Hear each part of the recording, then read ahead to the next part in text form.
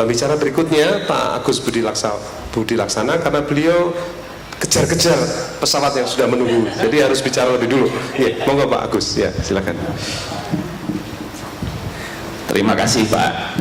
Assalamualaikum warahmatullahi wabarakatuh. Salam sejahtera, selamat pagi.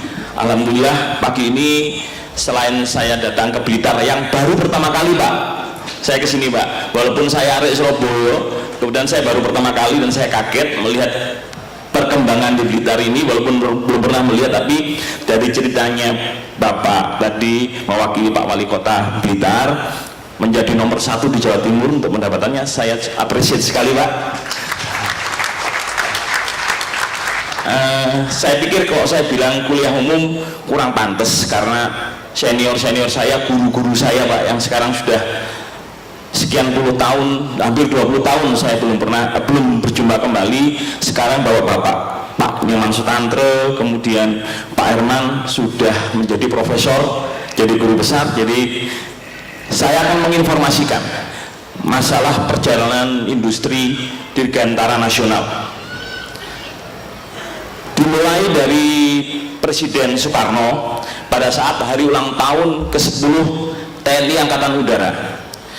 Beliau mengatakan, menggarudalah di angkasa. Statement ini yang memulai perkembangan pengenalan teknologi dirgantara di Indonesia. Monggo Pak. Next Pak. Oh di sini ya. Sorry. Nah, daftar isinya mungkin pertama kita lihat, kita bicara sejarah zaman kolonial, kemudian zaman perang kemerdekaan. Di kemerdekaan pun kita bagi menjadi dua, ada masa perintisan, masa pembangunan, terus terakhir adalah pengembangan industri dan masa sulit di PT Dirgantara Indonesia ini Pak. Kemudian selanjutnya adalah mempertahankan keberadaan industri pesawat terbang Nusantara itu sendiri. Terakhir ya penutup, ini zaman kolonial Pak.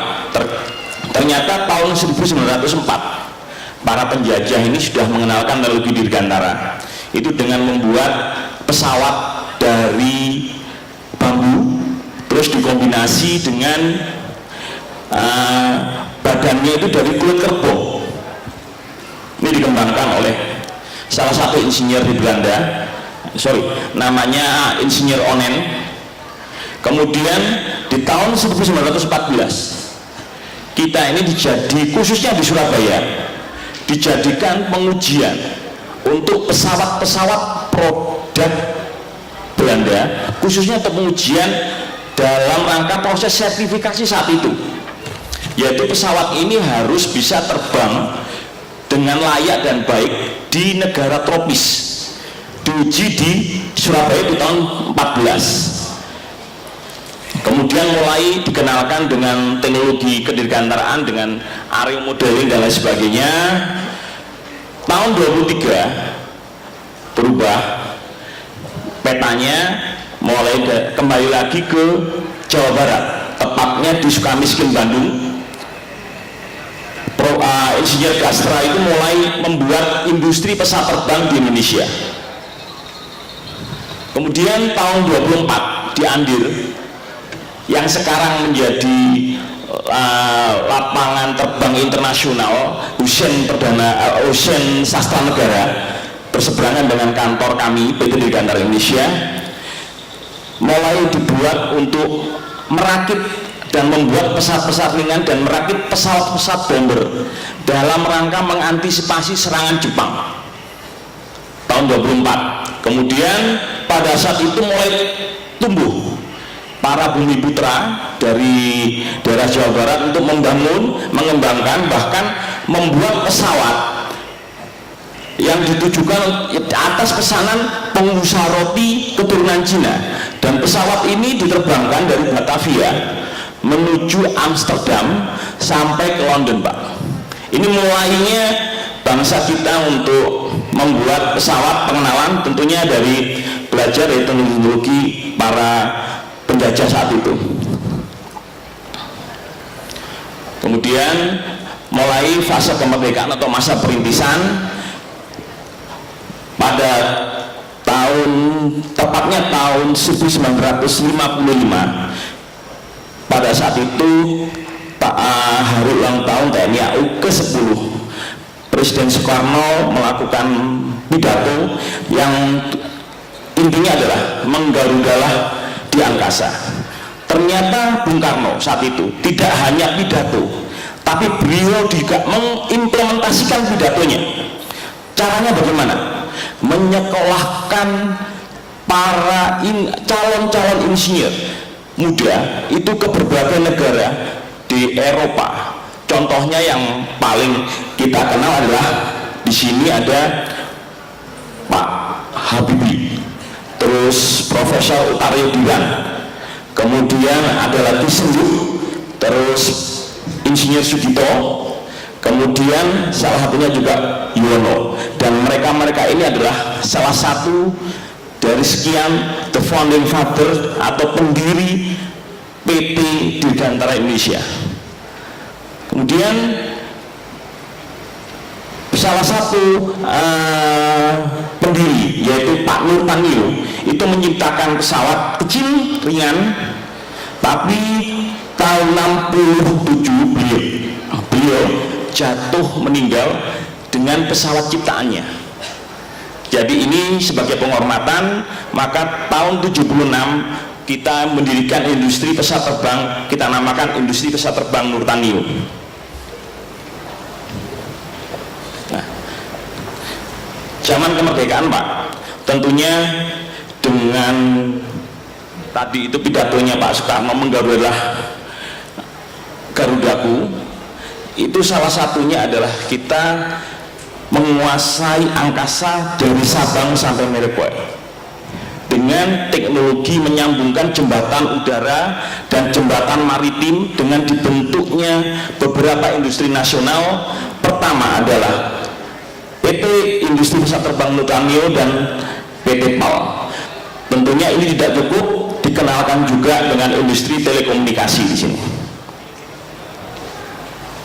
Memasuki 20 tahun pengembangan industri melalui akte notaris tanggal 23 Agustus tahun 76, mulailah dibuatlah PT Dirgantara Indonesia PT Industri Pesawat Terbang Nurtanio. Kemudian kita juga dengan adanya kurun waktu perkembangan, Nurtanio diubah pada satu dan kebijakan dengan peraturan pemerintah menjadi Industri Pesawat Terbang Nusantara, yang tujuannya adalah melebur yang tadinya terpisah-pisah. Ada yang di Angkatan Udara, kemudian divisi teknologinya dimiliki oleh divisi teknologi aerospace di PT Pertamina, itu dilebur dijadikan PT Industri Pesawat Terbang Nusantara. Dan sesuai keputusan Presiden tahun 86, nama itu dikukuhkan menjadi PT IPTN. Strategi pengembangan industri kita pada saat itu, Pak Habibie mengetapkan menjadi 4 tahapan. Yang tahap pertama dimulai tentunya pada saat Pak Soekarno mendapat sumbangan pesawat terbang dari rakyat Aceh, yaitu Sewawah. Bapak-bapak masih ingat, yaitu masalah pengenalan pesawat terbang. Kalau nggak salah DC-3, kalau nggak salah itu. Nah, kita tahap pertama pengenalan teknologi, kita melakukan kerjasama. Jadi mulai kita mencoba mengambil teknologi itu, karena teknologi saat itu kalau kita ikutin dari belakang tidak bisa kepegang, karena negara-negara yang sudah maju sudah terlalu jauh. Makanya cita-citanya Pak Habibie sebagai the founding father PT Dirgantara Indonesia melakukan intercept dengan 4 tahapan ini. Salah satunya adalah pengenalan, kemudian kita bekerja sama dengan industri pesawat terbang yang ada di Eropa, dengan CASA, kemudian dengan Aeropastiali yang di Prancis, kemudian dengan NDP yang di Jerman. Kemudian kita juga fase kedua, integrasi teknologi. Kita melakukan proses join teknologi dengan CASA. Bapak-bapak masih ingat, dan sekarang pun masih mengudara, dan sekarang menjadi backbone-nya PT Dirgantara Indonesia, yaitu produk CN235. Ini sudah kira-kira hampir 330 unit kita delivery ke seluruh dunia, dan pengguna CN235 terbesar di dunia adalah bukan negara Republik Indonesia tapi negara Turki, Pak. Turki ini memiliki 62 pesawat CN235 buatan PT Dirgantara Indonesia. Ini bukan kebanggaan. Yang kedua, negara bukan juga Indonesia, Pak. Korea Selatan. Korea Selatan ini menggunakan kira-kira totalnya 24 CN235. Kemudian baru Malaysia. Malaysia ini 16 pengguna CN235. Kemudian beberapa negara-negara di Amerika Latin. Totalnya produk kita ini sudah dari ujung Eropa sampai ujung Amerika 330 unit, dan sekarang menjadi backbone-nya PT Dirgantara Indonesia tetap hidup sampai sekarang, Pak. Terus yang ketiga adalah proses pengembangan teknologi itu sendiri. Kita dengar dengan N250. N250 itu 100% didesain, dirancang oleh putra-putra terbaik Indonesia. Sebagai informasi, saat itu ada 16.000 karyawan, di mana engineer-nya sekitar 2.000 orang engineer yang terlibat dalam perancangan N250. 600 engineer-nya lulusan Institut Teknologi 10 November Surabaya. Boleh tepuk tangan lebih keras. Itu, Pak. Kemudian fase keempat adalah penelitian perindustrian. Ini saya ceritakan adalah beberapa tahapan dan masa kejayaan, saya katakan saat itu kejayaan PT Dirgantara Indonesia. Dan konsep dari Pak Budi Sendara penguasaan teknologi itu adalah kita mulai dari akhir, diakhiri dari awal. Tadi itu, Pak, teknologi itu dipotong, kemudian kita belajar dari situ, kita melakukan research and development sampai menguasai teknologi itu. Dan sekarang semua insinyur-insinyur muda lulusan perguruan tinggi negeri ataupun swasta, tidak, istilahnya kalau orang Jawa bilang, sudah enggak kagok lagi untuk bicara masalah teknologi pesawat terbang, teknologi perkapalan, dan teknologi lain-lain. Ini diakibatkan oleh cita-cita luhur pendiri bangsa ini, Pak. Kemudian fase awal tadi, Pak, kita pengenalan teknologi, kita merakit pesawat-pesawatnya, dan ini semua dirakit di PT Dirgantara Indonesia, mulai Fokker 100, 737, BO105, kemudian Super Puma, dan lebih menggelikan lagi bagi kami. Kira-kira tahun lalu Korea datang ke saya, orang Korea, dia dari Korean Aerospace, dia bilang, negara kamu memang duluan membuat pesawat terbang, kami ngikutin dari belakang dan kami belajar dari negara kamu. Kita undang Profesor Habibie beserta para engineer mudanya. Tapi sekarang saya datang kemari menawarkan produk kami, Pak, maksudnya produk Korea ke Indonesia. Salah satu produk yang ditiru adalah ini, Pak. Sorry. Aduh.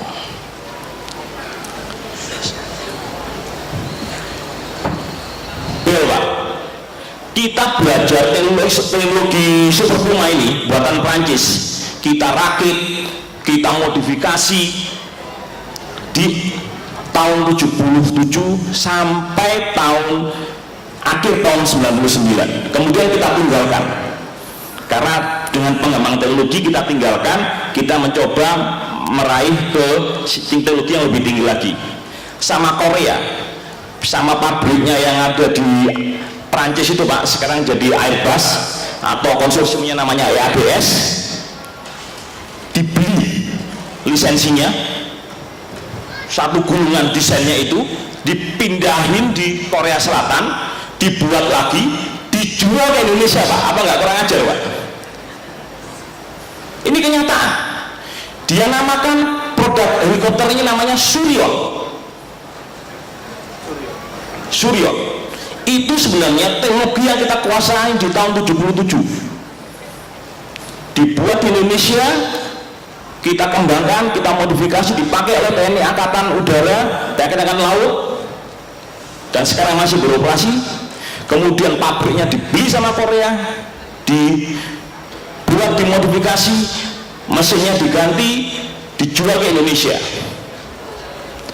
Hebatnya Korea adalah pemerintahnya fokus dalam segala hal, termasuk dalam pengembangan teknologi dirgantara. Ini yang harus kita tiru. Kita kurang fokus, bahkan dikatakan tidak fokus dalam mengembangkan teknologi dirgantara. Saya berani mengatakan begitu, nanti bisa dilihat. Terus tahap 2 teknologi integrasi, kita melakukan pengembangan bersama dengan KASA, yaitu CN235. Iya, itu Pak. Terus ini beberapa modelnya, dan ini sudah 330 Pak. Dan pesanan terakhir kami 4 buah unit. Bulan lalu kita delivery ke Korea untuk ke Korean Coast Guard, dan sekarang kita lagi menyelesaikan pesanan TNI AL, yaitu 3 unit lagi, dan kita gunakan untuk maritim patrol, jadi untuk pengawasan kelautan kita Pak. Terus terakhir yang N250, dan ini diberhenti dikarenakan krisis moneter tahun 97, di mana pada tahun 96 ada sedikit pergesekan politik yang dampaknya langsung kepada industri, semua industri, termasuk PT Dirgantara Indonesia, sehingga N250 dihentikan oleh pemerintah karena salah satu LOI yang ditandatangani oleh Presiden Soeharto saat itu ada 2, berhentikan bantuan keuangan ke PT IPTN. Satu namanya IPTN Pak, yang nomor 2 di klausul LOI itu sama IMF, Michael Kamdeshu. Nomor 2-nya diberhentikan saat ini juga. Pertama disuruh memberikan bantuan ke PT IPTN, yang kedua klausulnya itu diberhentikan saat ini juga. Dan mulai tahun 98 tepatnya kami tidak punya subsidi dari pemerintah yang dari APBN untuk research and development. Pada saat itu kita sudah terlanjur besar 16.000, research and developmentnya kita harus membiayai sebesar begitu. Akibatnya apa? Gejolak di dalam PT Dirgantara itu sendiri, konflik horizontal menyebabkan timbulnya kekuatan serikat pekerja, yang dampaknya adalah dilakukan proses penutupan, dan kita layoff sekitar 13.000 saudara-saudara kita. Ini Pak, saya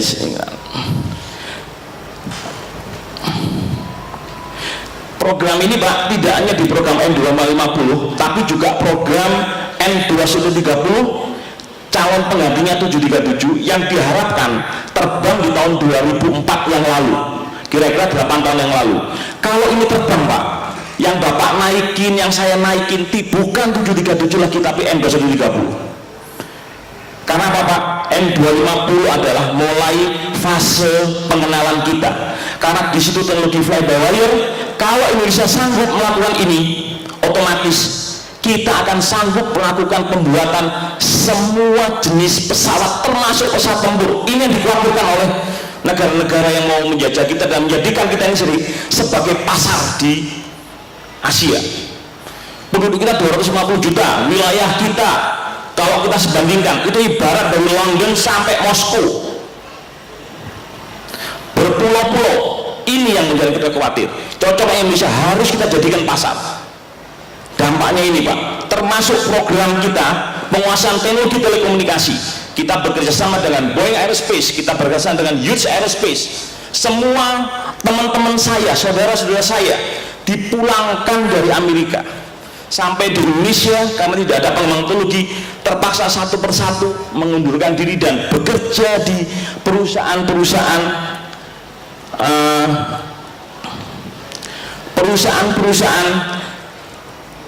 terkemuka di dunia. Bapak masih ingat bahwa Presiden SBY sekarang beli 737 Next G untuk pesawat kepresidenan. Lead engineer-nya ada lulusan ITS. satu-satunya adalah Muhammad Ashar, dia dari Mesir. Kalau nggak salah dulu dibimbing oleh almarhum Dr. Maksum Hadi. Dia lab engineer-nya untuk 737 Next G Republik Indonesia, atau bisa dikatakan Air Force One-nya Indonesia. Dan pesawatnya sekarang lagi menuju ke Indonesia. Itu engineer kita, Pak. Terus kemudian terjadi brain drain kita ini, Pak. Sebagian engineer kita pada pergi, ada yang ke Donir, dan sekarang ada sekitar hampir 300 engineer PTDI tersebar di seluruh Indonesia. Dan sekarang pelan-pelan yang paling banyak, dan kita harus waspadai. Tapi bukan harus kita takuti, tidak. Kita masih sanggup untuk buat pesawat. Yaitu apa? Malaysia pelan-pelan manggil teman-teman kita untuk bergabung. Dia didirikanlah sekolah-sekolah penerbangan di sana, mulai D3 sampai S1. Semua tenaganya adalah mantan-mantan PT Dirgantara Indonesia, dan teman-teman kita yang dulu sekolah di ITS ini, mereka jadi ngajar di Malaysia. Nah ini Pak, kita menjadi PTDI diharapkan Pak. Kemudian 1 menit lagi Pak, yang paling menyesalkan ternyata efek daripada tahun 98 ini, PTDI sempat dipilotkan Pak. Ini masa sulit. Yang malikin siapa? Mantan karyawan. Dipilotkan Pak, tahun 2007 sampai 2008. Nah, bagaimana cara mempertahankan industri penerbangan ini? Sekarang ini kita menerima jasa-jasa engineering untuk A380, pesawat terbesar di dunia. Itu sebagian dibuat di Bandung komponennya, dan ada 70 orang engineer terlibat dalam perancangan A380. Itu adalah putra Indonesia.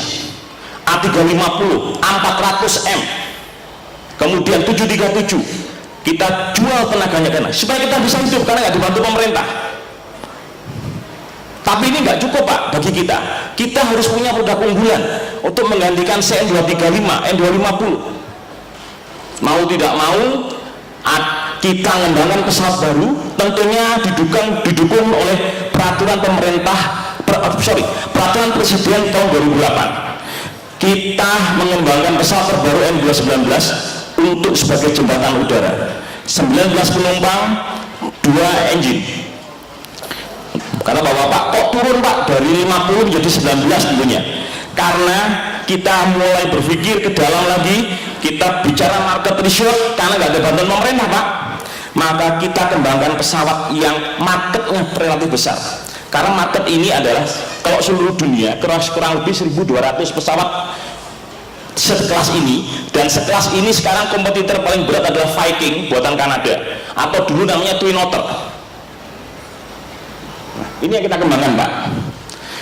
Ini kira-kira profil dari N219.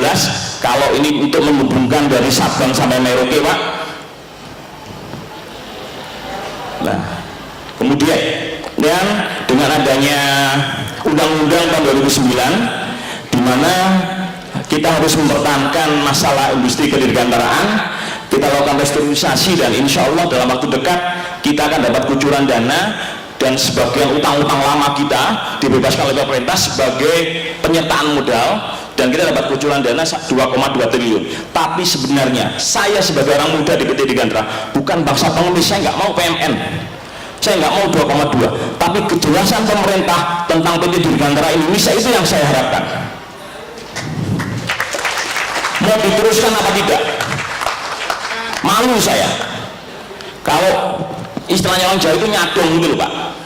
Bukan itu, tapi bikin milestone yang bagus. Kebutuhan TNI berapa, kebutuhan operator berapa, dipesan dari awal, sehingga kita bisa nego dengan pembuat engine dan pembuatan avionik, pembuatan komponen-komponen yang belum bisa dibuat oleh Indonesia. Karena tidak ada kejelasan oleh pemerintah, mengakibatkan kita ini sekarang dapat suntikan dana 2,2 triliun ini Pak. Diharapkan nanti insya Allah bulan Juli ini turun. Tapi ingat, kami bukan bangsa pengemis. Sebenarnya ini bukan yang kita inginkan. Makanya saya bersama teman-teman di sini yang kebetulan juga, saya juga nggak sengaja Pak, Kemudian yang junior saya aja ini semua juga lulusan ITS Pak, untuk ayo kita bangun PT Dirgantara Indonesia ini. Yang selanjutnya terakhir adalah kita dapat tugas dari pemerintah untuk mengembangkan pesawat fighter Pak, dengan membeli 20% dari total kebutuhan dari Korea Selatan. Fighter ini tipenya sekelas 3,5, artinya apa Pak? Di atas F-16, di atas Sukhoi, tapi di bawah F-35 nya Amerika. Itu tipe 4 yang paling akhir, yang paling canggih. Kita 3,5. Ini kita sekarang sudah kirimkan kurang lebih 40 engineer dari PT Dirgantara Indonesia ke Korea untuk membuat ini bersama, dan diharapkan tahun 2012 pesawat ini bisa terbang mengudara di Indonesia Pak. Dan TNI AU sudah pesan kira-kira 50 unit untuk memperkuat udara kita ini Pak. Penutupnya, terima kasih Pak. Ini adalah sekedar ilustrasi aja. Pesawat-pesawat inilah kompetitor kita Pak. Ini N20 Budowa, ada ATR-42, MA60 yang jatuh buatan Cina itu, kemudian sama ATR-72. Ini kompetitor kita Pak. Tapi N250 yang di bawah dimatikan oleh orang asing, kemudian juga N219, dengan harapan kita coret yang itu, yang ini Pak, kita coret. Ini white to wildlife sama twin otter tidak boleh masuk ke Indonesia. Kita harus pakai N219. Demikian Pak, terima kasih. Wassalamualaikum warahmatullahi wabarakatuh. Terima kasih Pak Agus Budi Laksana, luar biasa presentasi dari PT DI, pengalaman beliau untuk melayani kebutuhan penerbangan ya di negeri kepulauan kita.